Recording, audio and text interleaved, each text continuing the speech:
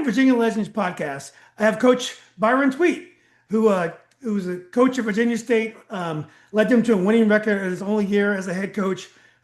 Played at UVA, was an honorable mention All-American player, and recently, after being an assistant coach for many years, I think gotten out of the coaching game at least for now, and he's in the pharmaceutical business or working for Novo Nordisk as a senior diabetes specialist. Coach, great to meet you. Thanks for doing this. Oh, no, hey, my pleasure. Yeah, Thank- man. Well, look, let me get more on your background. You're born in Petersburg, mhm. as I was. I was born on base there.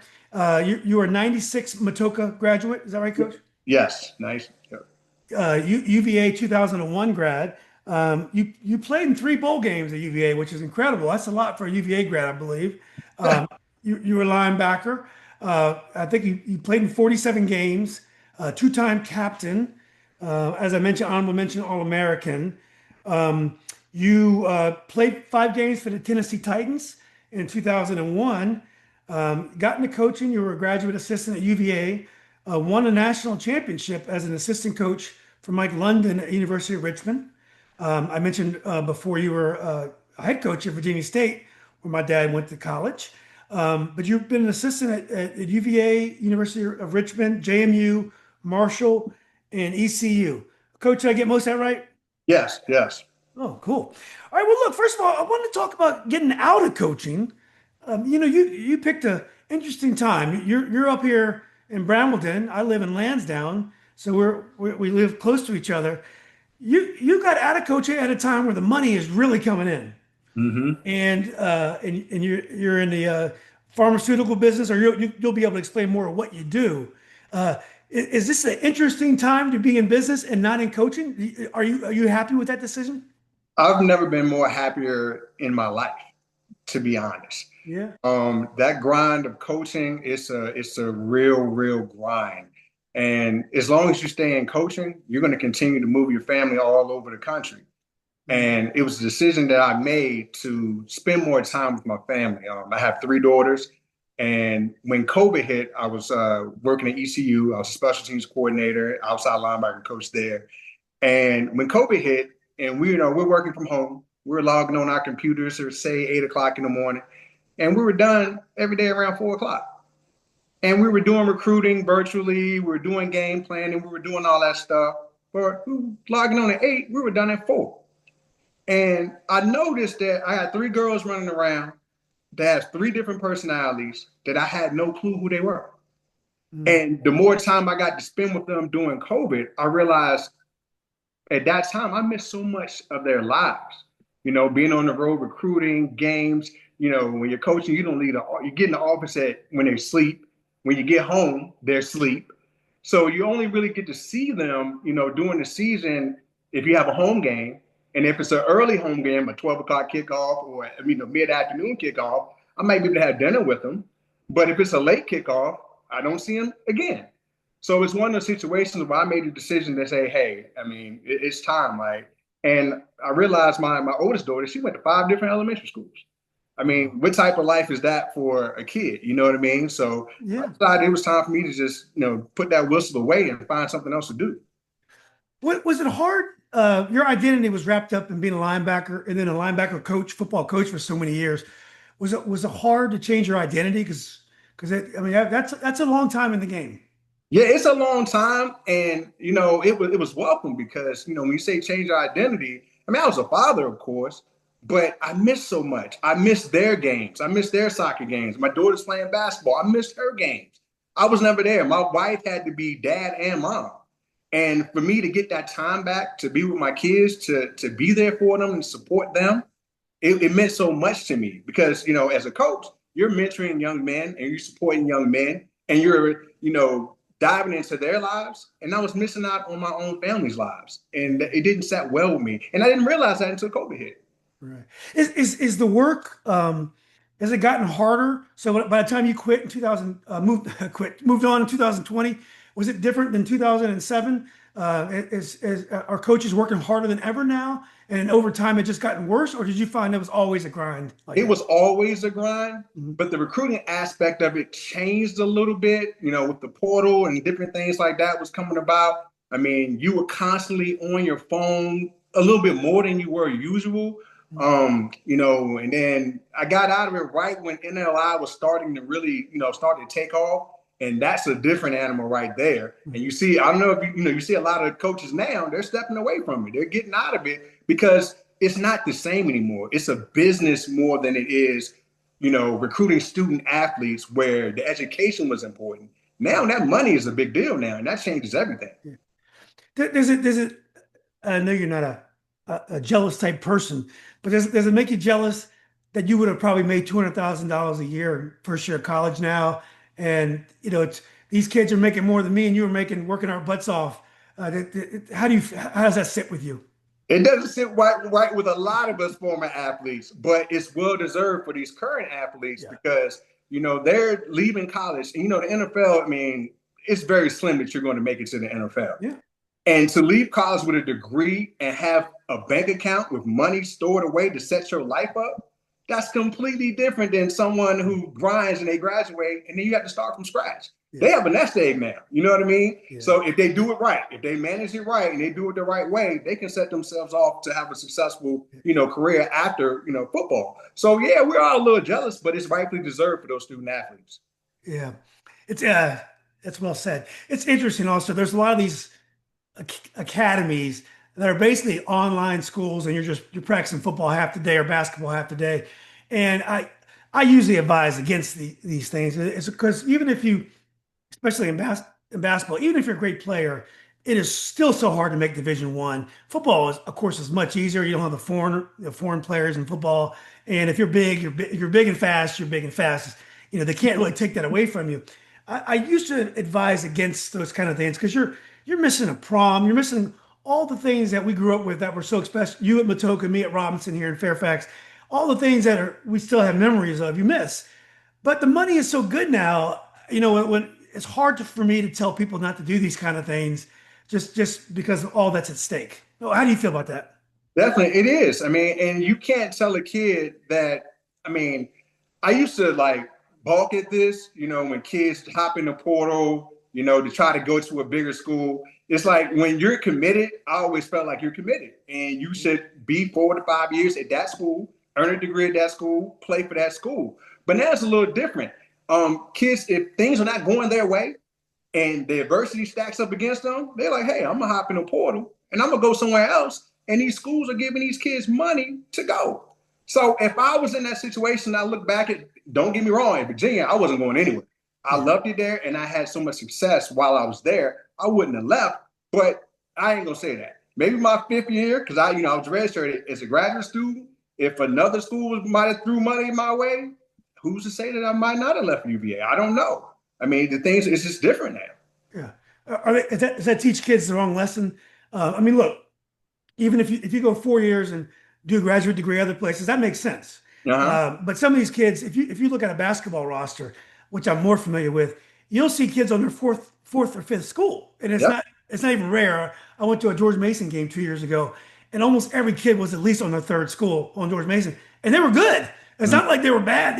I mean, they were getting these kids to come in, and they were winning. It was working. You think we're teaching kids the wrong lesson, not to stick to it? Like when George Welsh is cursing and doing all the things that he's famous for, is it the wrong lesson to leave when you don't like it and go somewhere else? I don't, that's a hard question. I really can't answer that because it's the money involved now. You know what I mean? It's just different. You can't tell a kid not to better himself and better his, chances of doing something after that. Because like I said, it's a slim chance that you're going to make it to the next level, the professional level. So if the school's going to throw you that money, go ahead and go. I mean, that's how I look at it now. It's more of a business now than it is scholarship. I want a degree. I want to graduate from a great institution. It's different now. It's just different. Yeah. Well, we're going to talk a lot about being a sports dad later because I know you have a daughter who plays basketball. At least one daughter who plays basketball. You may have others, but football is different than basketball in almost every other sport because You may get some money, but you're not going to get the kind of money you get in football. Basketball, there's a lot of money to be made, but there are very few athletes that can make that money. Even there are a couple of great players in Loudoun County who just signed Division One.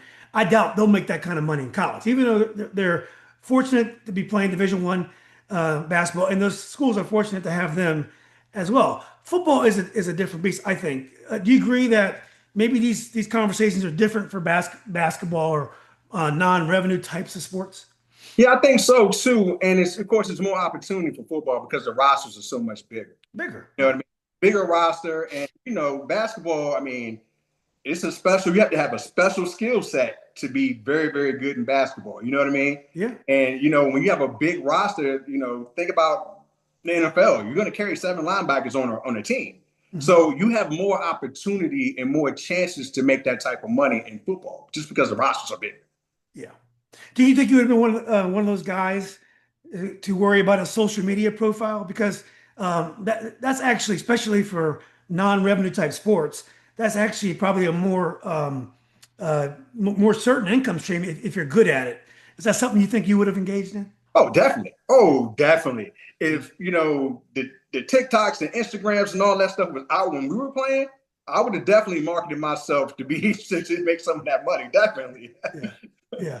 It was interesting. I gotta watch what I say, but I used to go to a certain private school around here because my friend's son played, and there was a kid on the team. He wasn't that good of a player, but everybody knew who he was because he had like 1 million followers on TikTok. So Yep. like he walked in the gym and everyone was like, "That's so and so," and I'm not on TikTok. I'm on Facebook and Instagram, but I wasn't really a TikTok guy. But he had a following, and he was a big name because of TikTok, and his game, was not even that great. Yeah, yeah. I mean, it's different. I mean, you're advertising yourself. You're marketing yourself. It's endorsed. It's so much that goes into it now. Like you said, he might not have been a good player. I mean, a great player, but he was popular. He could market himself. He could do things to get people's attention. And social media, that's what it's all about. How many clicks, how many likes can I get? Yeah. And Yeah. it's a little corny to me a little bit, but it's generating revenue. So I mean, you can't knock it. You can't. It's funny because the parents, we'd hate on those kind of things, but the other kids don't hate on it. I mean, they get it. They understand it. So it's interesting. Well, we'll get back to all that. So let's go back to Petersburg. And is it Matoaca or Matoaca? Matoaca. Matoaca. Okay. Mhm. So you no, that's Chesterfield County, which Yeah. is like the southwest county of Richmond. Yep. South of Um, Richmond. yeah. So you grew up more on the suburbs of Richmond or more the suburbs of Petersburg? More of the suburbs of Petersburg. Petersburg. Okay. Yeah, because So it's Matoaca and it's Ettrick. That's what filtered into Matoaca High School. okay, And Ettrick is right, across the bridge. You're in Petersburg. that's right. So that's what made up Matoaca High School, with the kids in Ettrick and the kids that in the country part of Matoaca. Okay. And that's where I'm from. Yeah. And your family's always been from that area? Yes, yes. My father's from Prince George County, Virginia, Mhm. and my mother was from Chesterfield. She was from Matoaca. So when they got married, my dad moved to Chesterfield. You're right. And now, what kind of sports culture? Now, I heard of Harold Dean, and I know you. Any college town, James Farrior, or Mhm. just who's your teammate for 1 year, I believe. But any sports, any college town is going to have good sports because it just seems to rub off on the area around that. So with Virginia State there, and plus all the colleges in Richmond, that's going to help. But is the sports culture there? Kind of like the 757, kind of like Richmond. Describe the sports culture growing up in Chesterfield County. Listen, and that's the notion. You got 757 and then you got 804. And that's how it's always been in terms of the competition level and the trash talking and all that. There's great football in the 804. You better believe that. You mentioned Harold earlier on the basketball side. James Farrior was my mentor. That's my guy. I patterned everything after James. Patsy is who we call him. His nickname is Patsy. You'll hear Patsy Farrior more than you hear James Farrior. But he Yeah. was my mentor. We all started in the Chesterfield Quarterback League. That was our little league football team. Rudy Johnson, who unfortunately just passed away recently, we all grew up together. We all came through that same association. Doug Chapman, who was a running back at LC Bird, he played for the Minnesota Vikings. We all grew up together. So it's a lot of talent right there in that area. And the Little League was very, very good. So we stayed together and we got better and better and better. That's why we had great high school success. Right. So 757 is also known for great coaching, great, very organized leagues at a very young age, especially the peninsula. Is Richmond and also the Petersburg area known for the great coaching and organization? Great coaching. I was fortunate enough to have some spectacular coaches. Starting with Gabe Hicks, Pat Manuel was a coach of mine.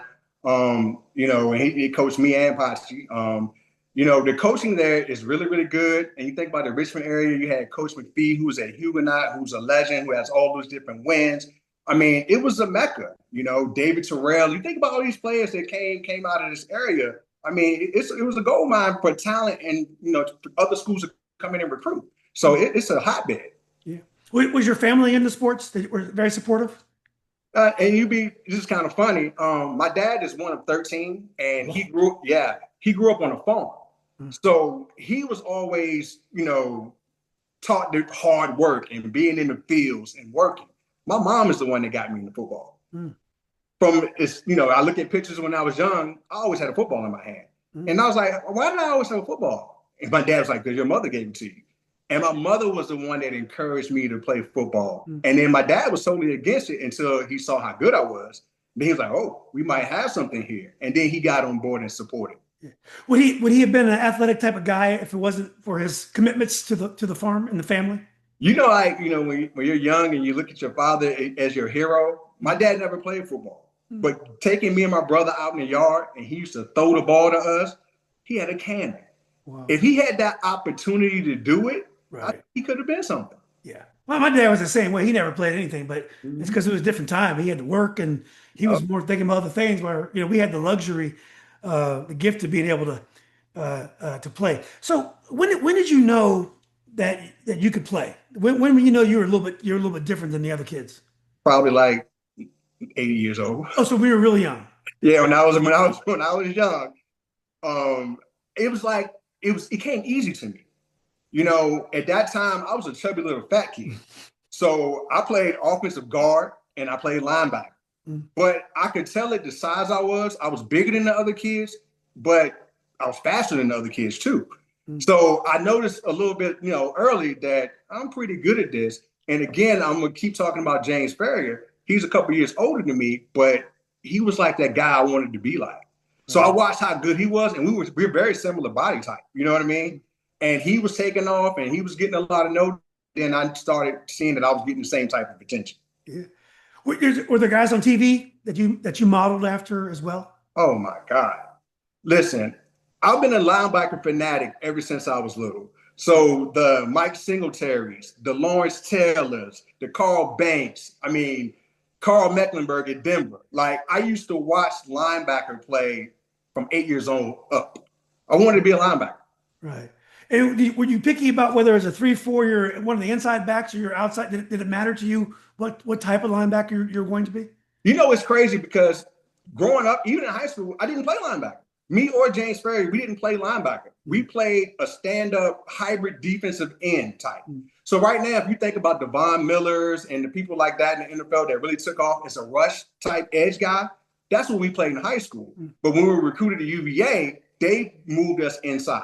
Right. So once I got to college, that's when I played off the ball. It was an off the ball linebacker. But my whole high school career, I was like a stand-up defensive end.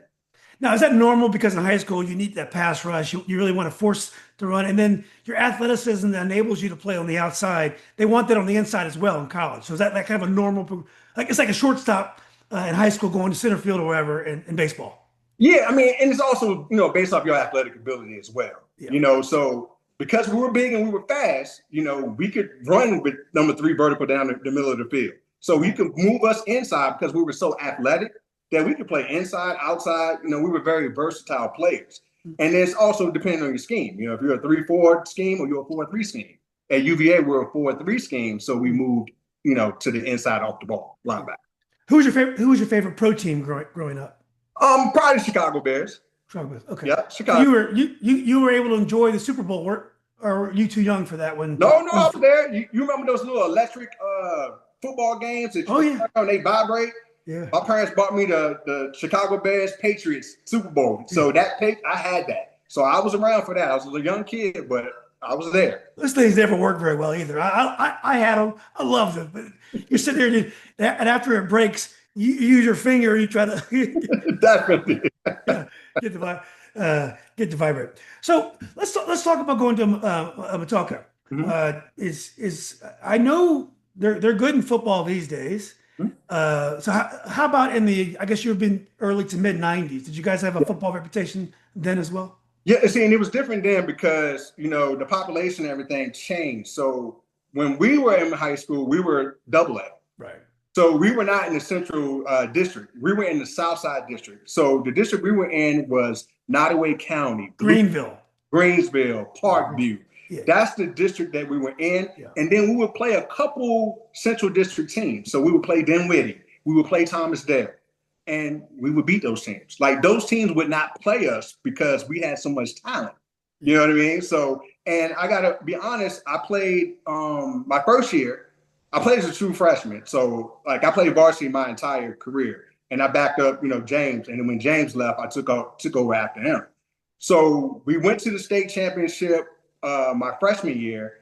The second year, we went to the state championship. Wow. Playing against Jefferson Forest out of Lynchburg. Yeah. And Anthony Poindexter and those names. So we were always good. I think in my high school career, I probably lost 4 ball games. Wow. Who was your coach, Byron?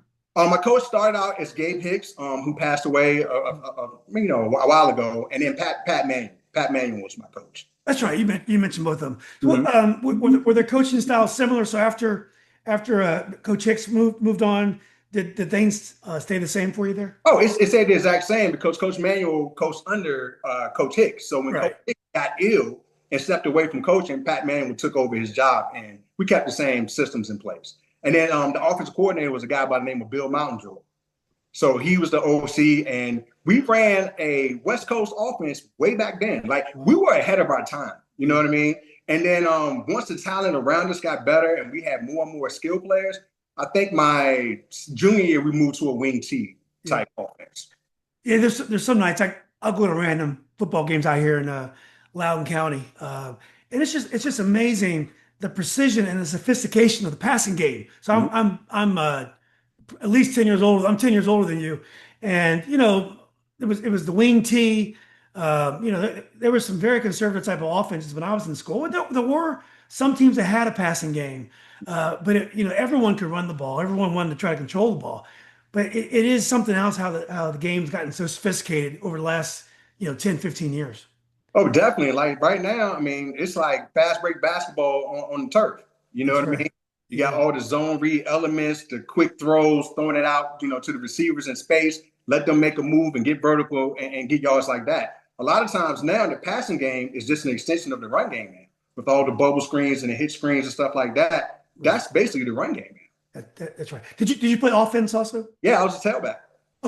So you were like the main ball carrier. Yeah, yeah. And then I didn't know that. So you knew when you were going to college that you wanted to be a linebacker though. Yeah. You didn't want to be a running back. Now, I didn't want to be a running back. I got offers to play running back in college, like the University of Maryland and other places like that offered me a scholarship, to be a running back, but I wanted to play defense. Exactly. So, all right, you finished. Did you guys ever win the chip when you were in high school? No, I lost 2 state championships and I got to the state semis my senior year. Yeah. Do you still think about those games? Oh, man, yes, I do. Yeah. And if it wasn't for Anthony Poindexter, we would have won one. Exactly. Yeah. Yeah. You guys played at least 2 years together, right? We did 3 years. 3 years together. Yeah. Yeah. Do you think your life would have been any different if you would have won those championships? Probably not. Yeah. I still would have went to UVA and I still would have had the same career that I had. Yeah. It's funny because my son got to the state final in soccer about 4 years ago, and they lost. And it's not as hard to go to the state final anymore like it used to be, of course, in any sport because there's so many classifications. But anyway, I still haven't gotten over that game, And I told him at the time how important it is to him. But you know what? These kids these days, they don't see it like that. I don't. He probably doesn't think about it once, twice a year, and it just doesn't matter. But I grew up in that. My sister won 2 state championships at Robinson as a point guard, and I was on a team that wasn't very good, but I understood that success by seeing it. But I think the kids these days, they have video games or whatever. They move on to the next thing. They move on to the next thing very, very quickly. I mean, a loss for me, I'm in the tank for at least 2 to 3 days before I'm out of it. Like losses stuck with me really, really hard. And when I got into coaching, and I saw the way kids reacted from, losing games. I'm like, how are y'all laughing and joking and smiling, an hour after the game? It took me 2 days to get over a game. Yeah. So it is different now. I mean, they got so many other things that they're involved in too, so many other distractions that they can just move on. Yeah. In a way, I like that. And that I like the sportsmanship right after the game, the hugs. And Mhm. I mean, you go to battle and then, it doesn't leave the field. Yeah. But, I had a player that used to cry after games a lot when he was like a U9, U10 player, soccer player, great player. And his parents used to really worry about him. And they used to ask me about him, Josh cries a lot. Is that what should we do? I'm like, it's good. He cares. Yeah. He's one of the kids that really, he cried after every loss. Mhm. And I was like, you watch how he'll take off. And he did. He was on the level of being like a pro type player in Europe, and he had a great college career because he cared. And then that's the way he lived his sports career. Yeah. And I wish more kids were like that. But anyway, so Byron, you're graduating from Matoaca. You almost won a couple chips. Mhm. Was Richmond a UVA town or a tech town? Now, when I was in school, the kids in Northern Virginia were going to UNC, they were going to Maryland, and they were going to Virginia Tech. UVA didn't they got some players, but I felt they were out recruited in Northern Virginia. They started to get some, and then nowadays UVA does a much better job in state. But what about Richmond, Petersburg at that time? Were you guys a tech town or a UVA town? That's a hard question to answer. I would say it was more when I was coming through in the late '90s. You didn't leave the state, so most guys that I know either went to UVA or they went to Tech. Right. It's only a few guys that might have left. I think Eric Sturtevant, Marcus McPhee, they were at Huguenot. They went to Penn State, but the majority of in-state guys they went to either Tech or UVA, and you didn't leave the state. Yeah. That's just how it was. Yeah. So why'd you decide to go to UVA? I mean, I think it's obvious. I went there, but why did you decide to go? The reason I went is because, that's a long story. But the reason I went is because, first of all, James Farrior was there. Mm-hmm. He was my best friend. He was my mentor. Like, that's the guy that I followed. The education was top notch. Mm-hmm. I could get home in an hour and a half to 2 hours. My parents and all my family in my area, my Matoaca family, could come see me every week to see me play. Mm-hmm. That support was there. And that meant a lot to me because I visited other schools. I took all 5 visits. I visited Boston College. I visited Virginia Tech. I visited North Carolina. I visited Michigan State. So I took trips outside of Virginia. But when it came down to it, and I committed to all of those schools, my mom was like, you're going to UVA because that's where I want you to go. And I was like, all right, Mom, I'm going. Mom knows best. Oh, yeah. What was the strong second choice if you had to pick one? Probably if I wouldn't have went to UVA, it probably would have been Virginia Tech because I wasn't leaving the state. I wanted to be close to home. Yeah. Were you impressed by George Welsh? Oh, man. George Welsh is a very unique character, God rest his soul, because he wasn't a man of many words, but when he spoke, like you just hung on to his every word. Mm-hmm. I mean, when he came to recruit me and he sat down in my parents' house at the living room table and he talked, like I was just hanging on to his every word. Like he was a master motivator. He impressed me because he said, I can help you get to the next level. Our defensive coordinator, Rick Lance, was very, very good. Their defense was just starting to run zone blitzes and things of that. That hadn't really been happening, around the country. So they were preparing us to be pros. And that's something that, I wanted to do. As a little kid, I always wanted to play in the NFL. And everybody was going to UVA. Thomas Jones, you think about all these names, Aaron Brooks, all these guys I played with, Anthony Poindexter, all these guys were going to UVA. Jamie Sharper and Herman, everybody was going there. And they started winning. And once I saw that, I'm like, hey, they're winning now, and it's a great academic school. Why would I not go to Charlottesville? Why would I not do it? Yeah. Well, he was in his final 4 years. You played his last in his last game. You were on the field. Was he still heavily involved in everything at that point in his career, or had he given many of the tasks away? He was never really involved in defense at all because, of course, he was a Heisman quarterback. He was a Heisman finalist quarterback. So he was always with the offense. He never came on the defensive field, never. And he was a little bit involved in special teams, but he never messed with the defense. So he would mess with the offense and he would give them a lot, but he wouldn't mess with us. He let Coach Lance do what he needed to do. Yeah. So George Welsh, so he coached at Navy in the 70s at a time when they could only practice a certain amount of hours a week. They had all these rules. If you wanted to play in the NFL, you had like Roger Staubach, you had to serve your 4 years. He had all these I don't want to say handicaps, but all these challenges by coaching at a service academy. And he was able to do incredible things in Navy. He came to UVA, and UVA just had generations of losses and L's. We had never had a great program. Dick Beswick before him, and then Sonny Randall. I mean, no matter who we had, they just couldn't win. And I was there, so I got there in '84, and I watched the transformation. So George Welsh meant a lot to a guy like me because we were never a big time sports program until Terry Holland in basketball and George Welsh and football came and turned things around, and it was unbelievable. Did you guys have a sense of that history 10 years later, that what George Welsh had done? Or at that point, was he just a good coach and doing great things, that history kind of had been lost by then? No, I think it was there. I mean, like Terry Kirby, think about it, but for me, it started with Terry Kirby and Chris Slade and Ray Savage and Ray Roberts and Sean Moore. Sean Moore. Yeah. That's when it took off. Right. And at one point, Terry, they were number one in the country. I was there. And so that attracted the in-state guys. That attracted us to go there. And when you have a UVA degree, it meant something. So the academics meant something to a lot of us. Yeah. Well, we'll get back to football in a minute. We didn't talk about Matoaca. What kind of social life did you have there? Like, for example, I come from Northern Virginia, and as you know from your kids, it's very diverse here, and it's not very Southern here. When I went to Charlottesville, it felt like a Southern city to me. It was very segregated when I was there. I was only the 10th class of Black students to go through UVA, so it was changing. It was a very different. It was definitely a small Southern town when I was there, and my son is there now, and I just feel some of that remains, but there are differences. What about you? Was it a transition going from Chesterfield County to Charlottesville? No, it was pretty much the same. Same.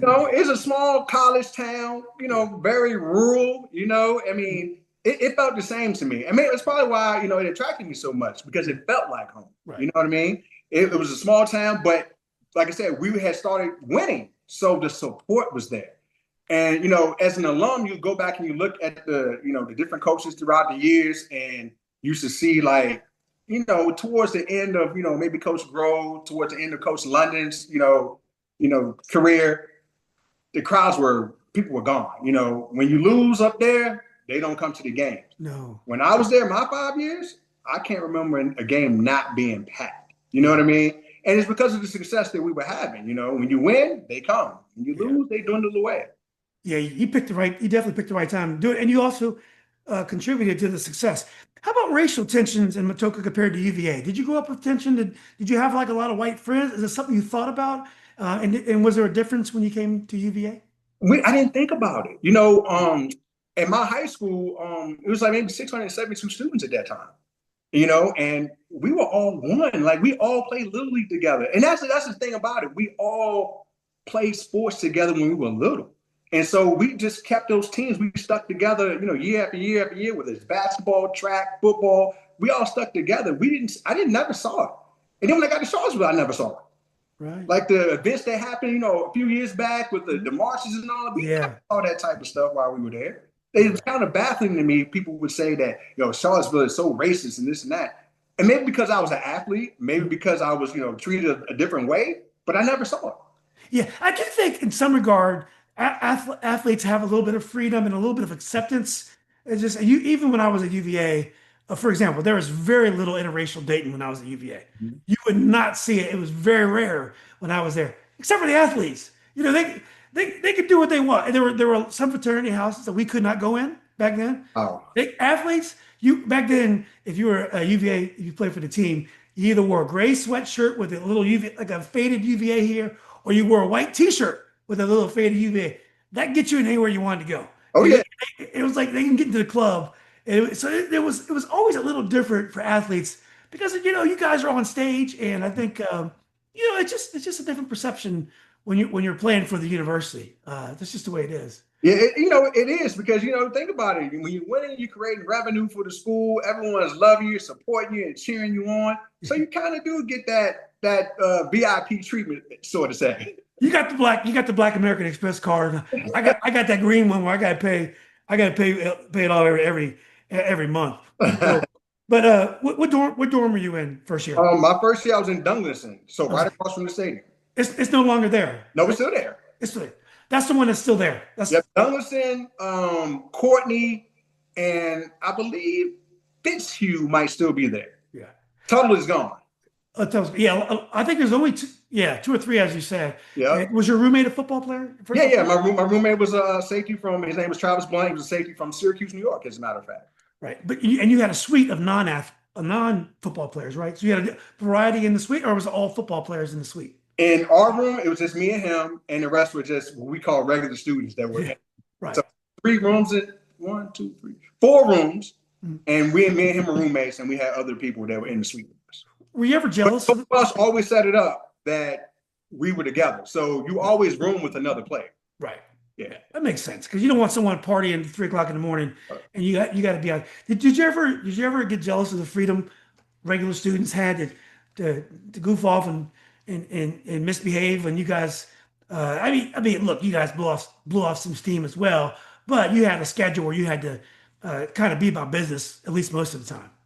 And don't take this the wrong way, but I didn't really associate with anybody else that didn't play football. Right. So we're on the same schedule. So we're always doing stuff together. So I've never really had a lot of friends that didn't play a sport. You know what I mean? Yeah. And so it's just because of the rigorous schedule we were on.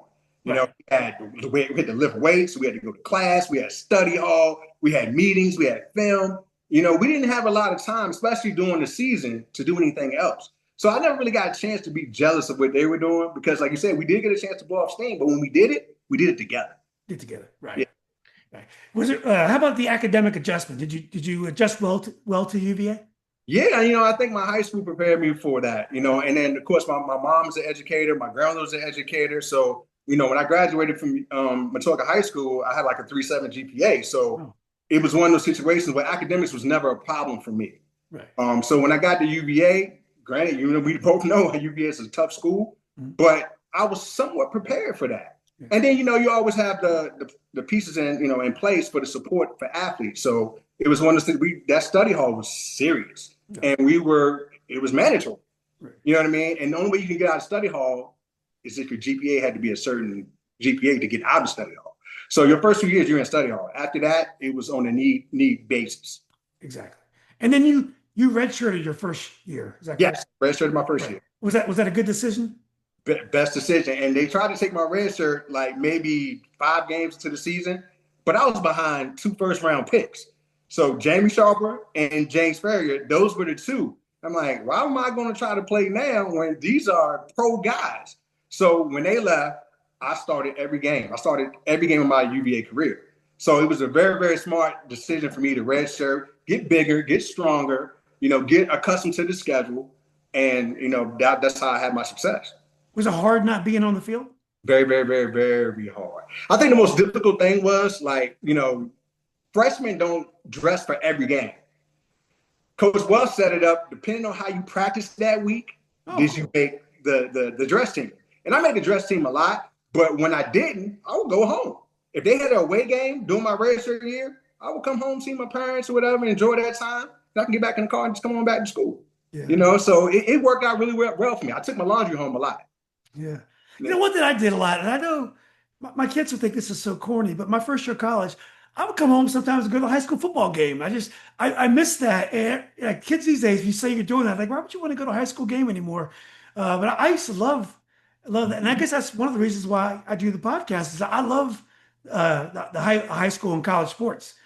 Did you go back to Matoaca and go to games? That redshirt year, I caught maybe a couple games, but then, your ego hops into it and they're like, why are you here? Shouldn't you be playing? Because a lot of people don't understand what redshirt means. So they like, are you not good enough to be playing? Like, no, I'm redshirt and I'm still good. I'm still that guy, Yeah. but they don't need me right now. You know what I mean? Yeah. So how much weight did you gain between your senior year in high school and your first year of playing, your second year at UVA? Did you gain some weight? Yeah, so when I stepped on campus as a true freshman, I think I might have been 208, 209, around that. And then I was 230 that next 1997 when I started. I was 230 pounds. And you kept your speed up? Yeah, just kept the speed. Listen, all those meals we had, they get you bigger, they get you stronger, they get you faster. And Right. and that's what happened. I went from 208, 210 to 230. And they gave you the formula. You don't have to, I mean, they tell you exactly what you need to do. Oh yeah, definitely, definitely. You got the dietitians, you got all that stuff in place, and we had our own meal table. So the food that we were eating was a little different than the food everyone else was eating. Yeah, exactly. So 97, you're on the field. Mhm. Uh, what did it feel like? Was it a huge adjustment going from the practice field and the high school field to, now you're in ACC? Mhm. Was it a huge adjustment for you? It was a huge adjustment. Now, when you go into college and you get there, you notice that in high school you were the man, you were the top dog. But now you're on a roster where everyone was the top dog at their high school. I vaguely remember, it was a lot of older linebackers that were there at UVA before I got there. They were still on the roster, but I was better. You know what I mean? So I started as a redshirt freshman. The first game was I remember playing against Auburn on a Thursday night, and they ran an ISO right at me. And the fullback, his name was Fred Beasley, he played for the San Francisco 49ers for a long time. Yeah, yeah. When I say he gave me the business, he ran right through my face. First play. That woke me up. And I said, hey, this is big time football. Let's buckle it up. It's time to go. So it was a little rude awakening, but after that first hit, I was okay. And you get confidence and the game slows down. Like when you're out there first, you got this Beasley guy, you got things going right by you. When you get confident, there's a slowdown, and you're like, oh, I know what's going on out here. Definitely, definitely. And that's when you're at your best. When it finally slows down for you and everything is moving in slow motion and you're reading your keys and you know exactly what you're looking at, that's when you become successful. And the whole thing too, Coach Welsh and Coach Lance, our defensive coordinator, they did a good job of making things simple for us. So when the scheme is simple, you can play faster because you're not going to make mistakes. You know exactly what to do. It wasn't a lot of checks. You know what I mean? It was a few checks here and there, but it's complicated now. Things are a lot different in today's game. It's so many different checks, so many different things you got to adjust to. It was much more a simpler game for us. Yeah. Well, Byron, when you go to UVA and you talk about the linebackers who were there before you got there, and you stepped in front of them and got playing time, your redshirt freshman year. Who are the players that make it on the field, and who are the players that don't? I remember when I was in college, I knew all the football players and basketball players and stuff, and there were some guys that never made it on the field, and some they got to special team play, but they all were recruited heavily. And at the time, we didn't get blue chips, but these were all good athletes. They all belonged, in the ACC. But what separates the guys that make it from the guys that don't? Is it athleticism? Is it the mental? Is it a combination of all those things? It's a combination of all those things. I think athleticism is the major one, and the focus is a major one too. Juggling the academic rigors, and you get a playbook that's this big. You got to handle all your classes, but you got this book is just important as that biology class. This book is just important as that chemistry class. If you don't have this down, you're not going to play. Yeah. The hardest part about it is understanding what to do and then letting your athleticism take over. And then some guys, they topped out. They were the best that they were ever going to be in high school, and they didn't develop to get better. And the guys that played were those guys that got better and better and better and better. Yeah. Do you think generally it's fair and the ones that deserve to play? I've interviewed some people and they tell me alumni sometimes have a say. That's probably a little bit old school, not so much when you played. But do you think it's fair and the cream will rise to the top? I think so. I think so. I think everything that happened, from the time I was there, it was earned. We didn't have a lot of guys that deserved to play that didn't play. You know what I mean? If you can help your team win, you're going to find a spot. Right. You know what I mean? And the coaches, that's their job. Yeah. Their job is to put you in the best spot to help your team and to make you successful. And if that didn't work out for you, maybe it's because other players were just better. Yeah, exactly. Well, let's talk about the '98 season. That's your redshirt sophomore season, your third year at school. Probably the best season in terms of the team at UVA. I mean, you played well while you were there, all 4 years while you were there. But it was an incredible season. We beat Auburn. We won at Virginia Tech. We lost a thriller in the Peach Bowl to I believe Georgia. Just a great season. Talk about that season. That season was, it was unbelievable because in 1997 we were really, really, really, really good. Aaron Brooks had become the quarterback, and in '98 he got so much better. Thomas Jones really, really took off as our tailback. We had great receivers. Terrence Wilkins, it's from Bishop O'Connell. Like those guys really, really jailed, and our defense was special. Wally Rayner at middle linebacker. I was an outside linebacker. Donnie Green was an outside linebacker. We had Patrick Kearney, a first-round pick. There was a defensive end. We had Antonio Dingle. He was a draft pick to the Pittsburgh Steelers. He was a D tackle. Like we had so much talent on that team, and it just all came together. And the thing that I noticed that was different between '97 and '98, we spent more time together. Like the teams that are very, very good are always together. They spend all their time together. That camaraderie and that ability to trust each other, that makes success. That's the recipe for success on the field. Yeah. Well, that win at Auburn, when you're playing against the SEC, there's always a notion that we're not quite good enough. The SEC is something a little bit different. ACC has gotten better, but SEC has always been a little bit different. That win must have really been special to beat Auburn. Oh, it was very special because not only did we beat them, we destroyed those guys. Like it wasn't even close. Like defensively, like we shut them down. Like, and that's a testament to Coach Welsh. Literally, because I really feel like at that time the best players stayed in the state. And if you look at those rosters, they were all made up of Virginia kids. All Virginia kids, 804, 757. We might go to Pennsylvania and Maryland or North Carolina to get some pieces here. Might get a speedster in Florida, somewhere like that. But we stayed together in the state of Virginia, and that meant something to us. Yeah. Well, you lose the Peach Bowl, but it's a great game.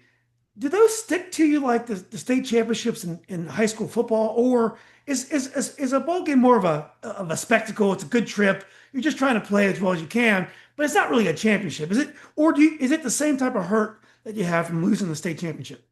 It is the same type of hurt if you're a competitor. If you're a true competitor, every game is going to hurt. And that particular Peach Bowl hurt a lot because Georgia was loaded. You got Champ Bailey, you got all these big names that Richard Seymour, Marcus Stroud, all these first rounders on that Georgia team. Kendra Bell at linebacker, Quincy Carter, they had guys. So to play against them, it was a challenge. And if you beat them, then you can say, hey, we're the top dog. You know what I mean?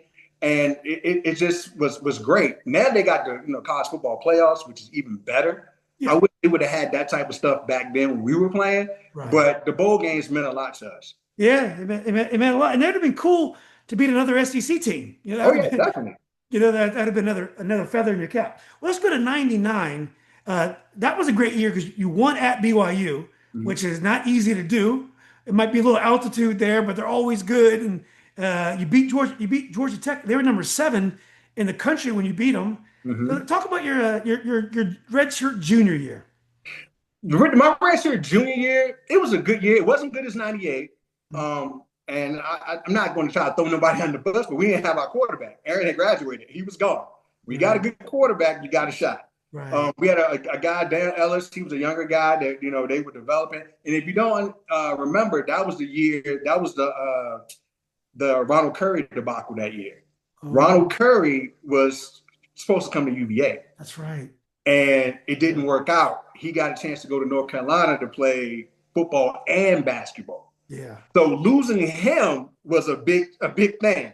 Yeah. And that's one thing I always joke when I see Ron. Ron never beat us. You know, he went to UVA, he bailed on us, but he never beat us. That's right. You know what I mean? So that's a bragging thing. But 99 wasn't, as good as 98 because I played injured the whole year. I had a bulging disc in my neck. And so I would get a lot of stingers, and I didn't play my best. That was my worst actual statistical year because I played that year injured, but I never came off the field. I never missed a start. Yeah. And if I'm looking back on it now and how, how it is now, like you played through injuries back then. Now with the concussions and all of that, no telling how many times I had, how many concussions I've had, but you played through those things. Yeah. And my goal when I stepped on that campus was to start every game of my college career. Yeah. So I wasn't coming out of the game no matter how hurt I was. And, they said, hey, Byron at 75, 80% is better than what we have. He got to go. Yeah. And I would just suit up and play. Yeah. It's good they take the decision away from the kids by just ruling them out because, a warrior will want to play. Your concussion's going to come back and get you 20 years from now, but you're trying to win that game. And it's funny you talk about quarterbacks. That wouldn't happen today because the way the portal is, if you need a quarterback, you get one. And then if I'm a quarterback and I'm good, but there's another great quarterback at my school, I'm going to go to UVA if I know they don't have anybody. So, that's a problem that would be easier to address. Back then you had to kind of develop your quarterback. Yeah. Now you can just go grab one. And we got a quarterback. We're good. Yep. And then we had some quarterbacks that were in the pipeline, but they were just young, like Matt Bob and those guys that came. But when you recruit a guy, you got what you got. You weren't stepping out to fix it now. No, you can fix it now. Yeah, he can fix it. That's right. That's it really changed the game. So let's go to 2000. And on paper, and I don't remember all the games. I was at some of them, but it was kind of a sad ending to the Welsh era, and it was hard for me to watch because I felt like there were some whispers that maybe he'd been here too long. And in my mind, he can stay as long as he wants because we're only where we are because of him. But as a person that was on the field, what are your recollections of the last season? We were young. That was the issue. Nothing was wrong with Coach Welsh. Coach Welsh was an excellent coach. And the way he went out, I didn't appreciate it. None of the players appreciated it because he was a good coach. We just were young. We got younger. You know what I mean? Guys graduated. Guys went on, to play in the NFL. And it was a few of us from that 96 class that was still left. Thomas Jones was gone. You think about it, because he didn't redshirt. He played as a true freshman. We had Antoine Womack, who was a heck of a player, but we were just young. And that's what happened. Like sometimes you got to give a coach time to develop the new guys coming in, and that's what it was. Yeah. Were you healthy your senior year? Yeah. Yes, I was healthy. I was healthy. So I didn't have as many problems, but it still wasn't like 98. 98, I was completely healthy. But, 2000, it was a little bit better, but not great. Yeah. Well, talk about the process of getting on the Tennessee roster and getting on the field for Dennis Fisher. So basically when I signed in Tampa Bay first. That's right. Okay. So I went to Tampa Bay, and that was a great experience playing for Coach Dungy, one of the best coaches I've ever been around. And I say that because he took the time to get to know every player that came through those doors down at One Buck in Tampa. Whether you were a first-round draft pick or you were an undrafted free agent, Coach Dungy took it upon himself to get to know every player that came through there. And guys went through the wall for him. They would do anything for him because he showed how much he cared.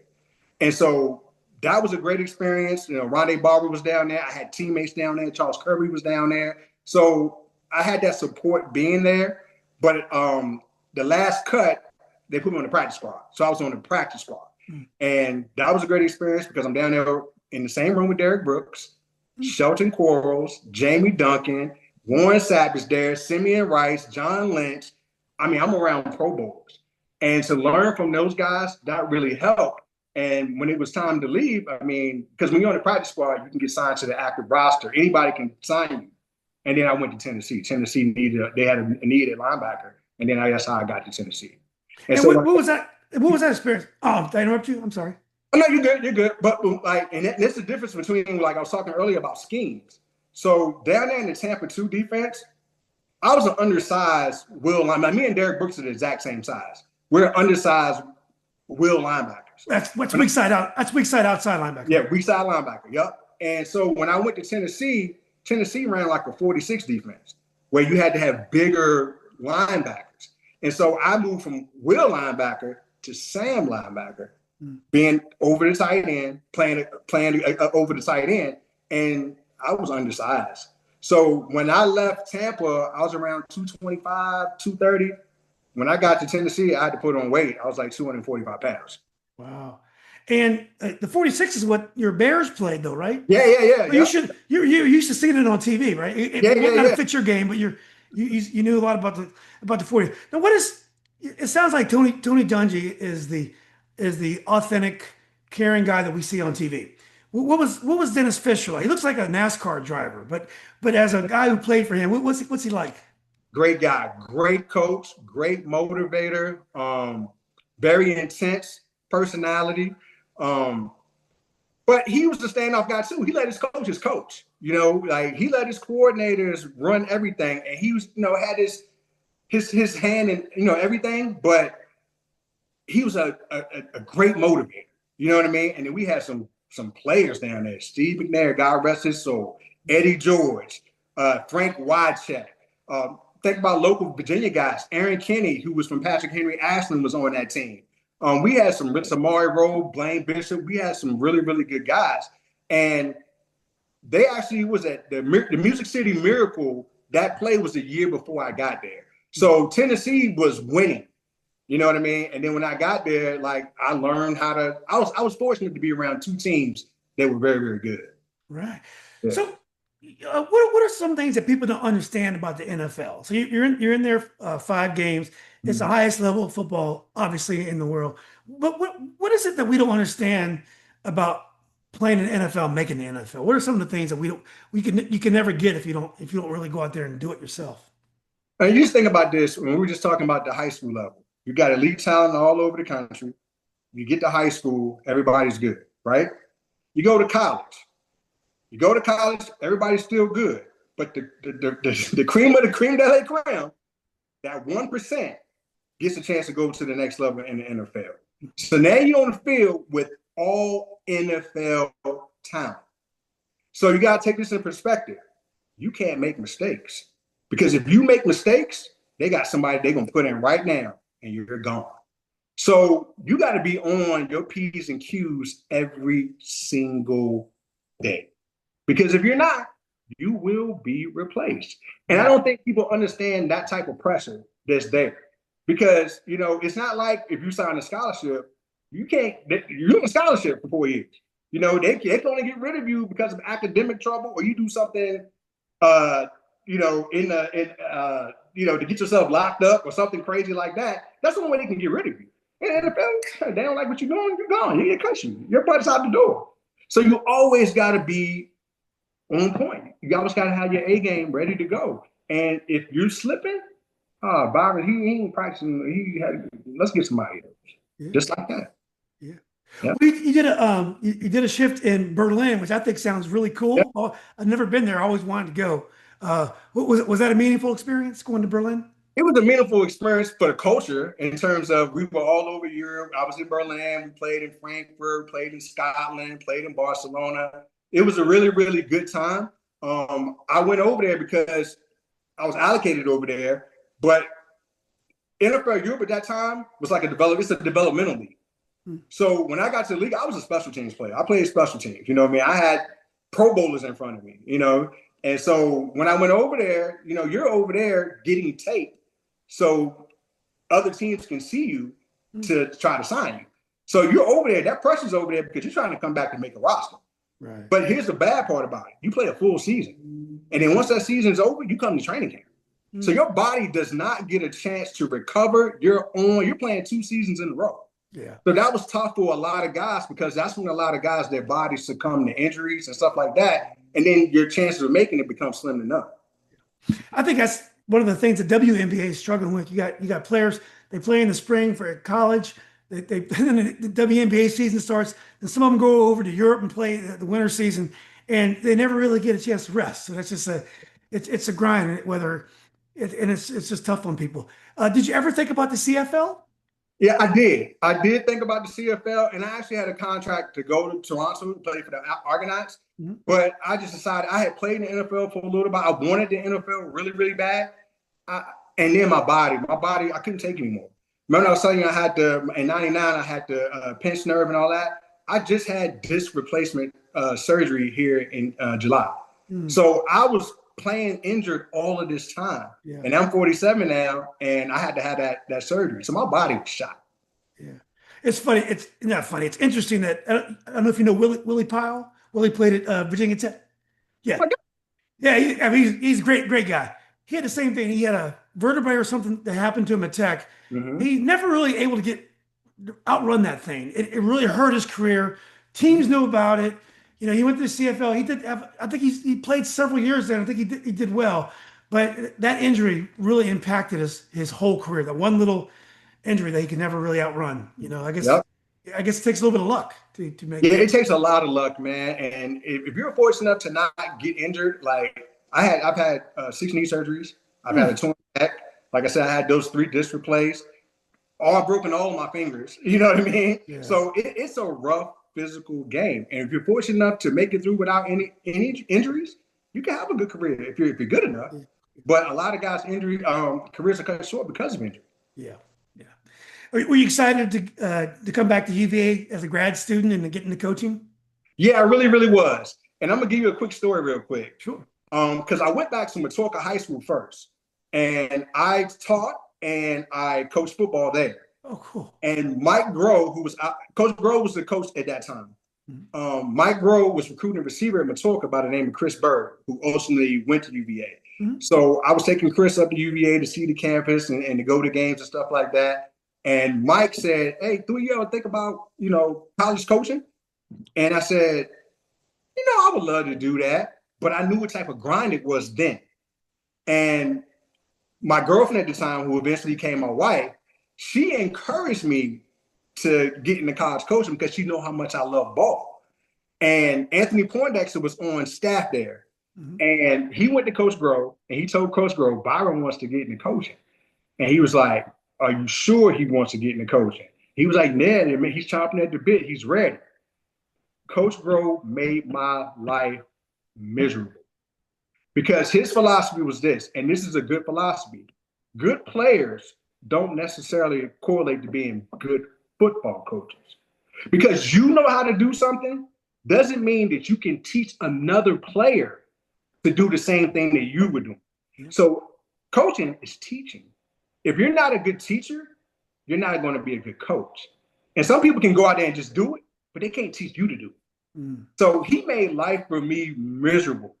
As a GA, you're doing all the grunt work.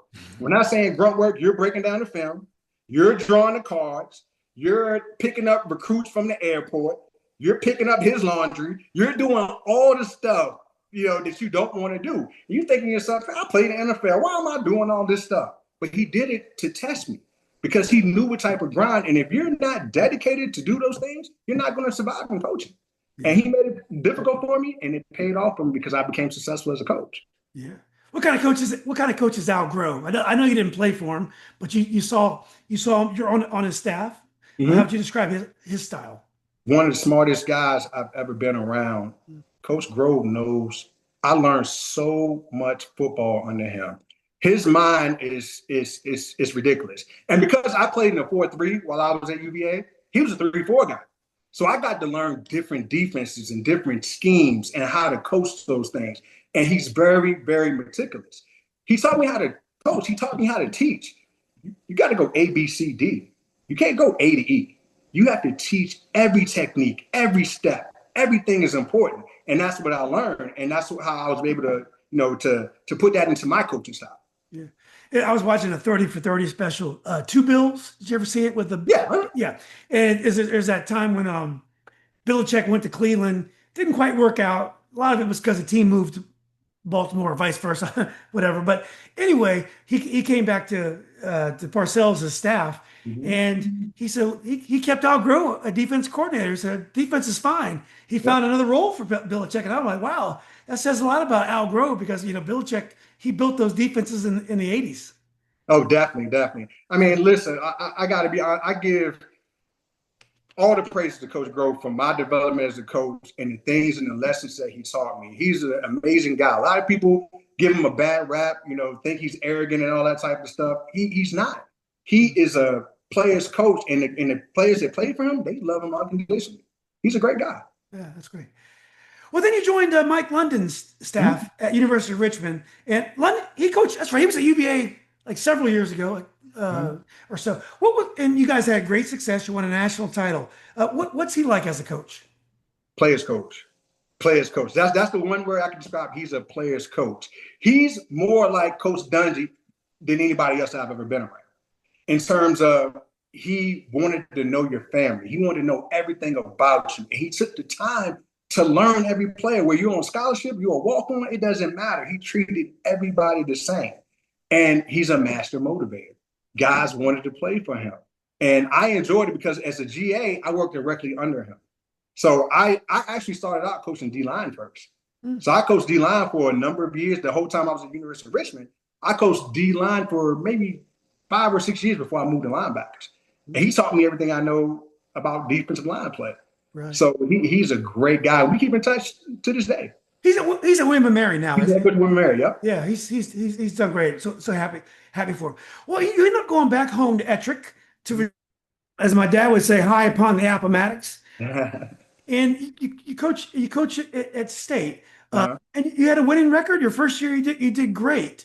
Uh, it's interesting because you never were a head coach again. But 1 year you did it. You had a great experience. Tell us about that experience going home. It was a great experience going home. Like my mom and dad both went to Virginia State. Basically, all my family went to Virginia State. Me and my brother were like the outliers. I went to UVA, he went to Central Michigan, and then went to Hampton. But it was a great experience. It was good being home, but sometimes being too close to home causes problems. You know what I mean? And it was a great experience for me. I was ready for the challenge. I was mentored by a lot of great coaches. I was coached by a lot of guys. I took a lot of different, their philosophies and made my own philosophy. Good coaches steal. We steal from each other. Yeah. And I took things from Coach Grow. I took things from Coach London. I took things from Coach Dungy, and I tried to implement those things at Virginia State. And I had a good year. But there was other things that just didn't work for me. You know what I mean? And I got offered the opportunity to go to James Madison. And at that time, I knew what type of team James Madison was. I coached against them forever while I was at Richmond. And I knew the type of investment they were making in their program. And I was like, oh, the time is now because I had bigger aspirations. I wanted to be that SEC coach. I wanted to potentially get back to the NFL. And when that opportunity presented itself, I'm like, am I going to wait on it or am I going to jump on it now? And I decided to jump on it now. Yeah. What were some of the things being a head coach that surprised you, or things you had to adjust to being the head person all of a sudden? The biggest thing is managing a roster because at the higher levels, you got more kids and you have more scholarships. So at a Division II level, you got to chop those scholarships up. No one's really on full scholarship.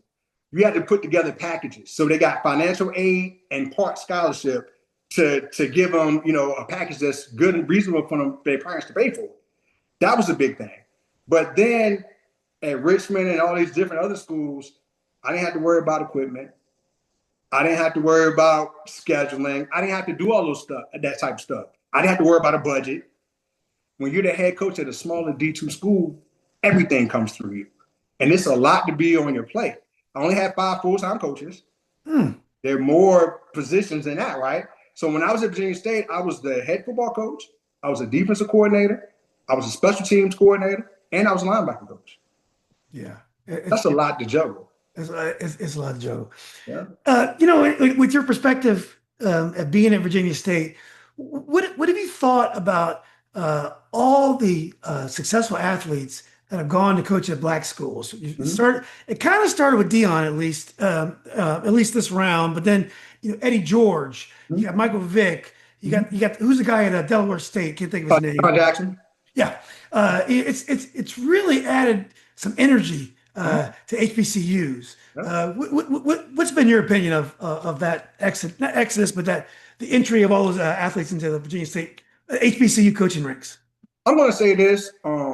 They're great athletes at HBCUs. Don't get it twisted. There are some good players. I had a running back, Trenton Cannon, that was a running back for me at Virginia State, was a 6th-round draft pick to the New York Jets. Wow. There are athletes at HBCUs. But I got to give credit to Deion. With his accolades and everything, he brought the attention there. And then you start seeing Travis Hunter. You start seeing his son. You start seeing big-name high school recruits going to HBCUs. And it just put the spotlight on it, and it opened it up. So now these big-time, high school players say, hey, I can go to an HBCU, and I can still get to the level that I want to get to. So he helped change the game. And then you got, like you said, Michael Vick, you got Deshaun, those guys coming back. And it's all about investing in the kids. I think people forget about that. It's about the kids and giving back to the kids and helping them develop, helping them grow. And to have those type of guys start there, it's amazing. It is. Well, Deion is very special. I think we like to laugh at him because he's just an interesting personality, and he definitely has his critics. Yeah. But he is an inspirational guy. He's a hard worker. Yeah. He's got a lot of things to really admire about him. Yeah. All these athletes aren't going to be Deion Sanders. They're all not going to be able to have the success he has. Do you think a guy like Michael Vick can do some of the things that Deion Sanders was able to do? I think he can. I really do. And it's all about putting all the right pieces in place. Mm-hmm. You got to it is all about timing too. You got to have the right staff. You got to and that's the main thing. You got to have the right strength coaches. You got to have the right support behind you. You got to have the right academic people. You got to have all these different things to gel at one time to have that success. But he's played the game at the highest level. Everyone, he knows the game of football. Now it's all about putting those pieces in place to run his system, get comfortable with the systems, the players get comfortable. And, it's year one for him. You know what I mean? Yeah. It's going to take a while. He's going to need 4 years to get Norfolk State going. Yeah, for sure. And if he stays that long, you know what I mean? Because other people are going to come calling. You know what I mean? Yeah. So it's one of those situations where he's going to farm his land now and hopefully be successful. I mean, he's doing a good job now. But you don't know what's going to happen. The sky's the limit for him. But again, I go back to it. It's all about the kids. It's all about helping them develop and turning young men into, grown men. Yeah, that's true. Well, it's interesting there. Peter Bezos' old ex-wife, I forgot her name, gave $500 million to Virginia State this week. I don't know if you heard. Did you hear about that? No, I didn't.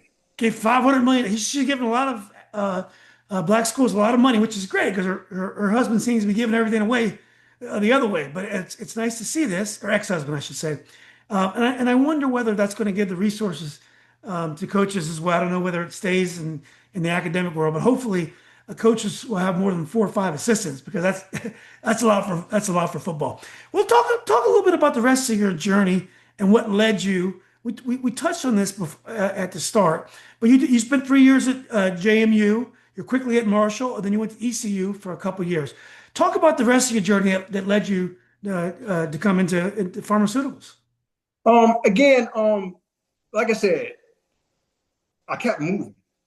And I kept moving. And if you notice, if you look at my resume, I moved for a bigger conference, more money, bigger conference, more money. Because ECU was in the American Conference. At the time, they were calling that Power 6. Goal was to be Power 5. So you got to continue to move to get to where you want to go. And like I said, when COVID hit, I realized I didn't know who my family was because I was so focused on that grind to get to Power 5. Right. And when COVID hit, I'm like, I got 4 beautiful, when I count my wife, 4 beautiful women in this house, and I really don't know who my kids are. Yeah. So it was a blessing for me to say, hey, I want to invest in my own children. I got extended children, my players, but I want to invest in my own children. And I decided to, it was time to step down. what happened was I was at ECU after COVID. We agreed to mutually part ways, and I sent my resume to the UVA Alumni Foundation. And at that time, it was really getting started where they were really trying to help people in business and anything you wanted to do in career-wise. And one of my teammates saw my resume. His name is Jason Small. He was a safety for us. He's from California. He saw my resume, and he was working at Novo Nordisk. And he said, Byron, if you're really thinking about getting out of coaching, now is the time. He was like, they're thinking outside the box. They're hiring people with different skill sets. He was like, you're a leader of men. You can recruit. Pharmaceutical sales is the same thing as recruiting, except you're recruiting doctors to write your product. I was recruiting kids to come play football and get an education. So that skill set was already there. And so I applied, had 2 interviews, got hired just like that. Yeah. Do you find it as challenging as coaching football? I think it could be if I was at a different company. I'm at one of the best pharmaceutical companies in the world, you know what I mean? And we got a good product. So it's like it's like being in the SEC of pharmaceutical sales. Because my company makes Ozempic and Wegovy. Yeah. And you know how popular GLP-1 medications are right now. Mm-hmm. So I came at a good time. I'm reaping the benefits because my work-life balance is so much different now. Yeah. And that's what I was looking for, to spend that time with my kids. Yeah. Do you like Northern Virginia? I love Northern Virginia. I love it because I love my job. I don't like the traffic. That's the main thing, because I work in D.C. Oh, you work in D.C.? Yeah, I work in D.C. And I used to have PG County, but most recently they changed my territory. So now I just have D.C. So I hate that part about it. You know, you go to different doctor's offices, you got to park in garages, you're in and out of garages all day and all of that. I don't like that part, but I love helping patients. I love helping patients on their diabetic journeys. You know what I mean? Yeah. And to see them lose weight, to see their A1C drop, to see their kidney function get better. That's a motivating factor for me. Yeah. So I get a rise out of it, just like I was if I was recruiting. And you're waiting in line for that Northern Virginia territory to open up, aren't you? No, I'm good. I like DC. You like DC? Yeah, I like DC. Yeah. Okay. Now your girls, are they athletes? Well, my oldest is. Yeah. That's the one who plays with Rosie's daughter, right? Yeah. She played AAU with Maya, and she goes to Independence High School. No, that's right here in Brambleton. It's nice. Yeah, it's very, very nice school. It's really, really diverse out here. Very unique mix of students here. Isn't it great? Yeah, it is great. It's great.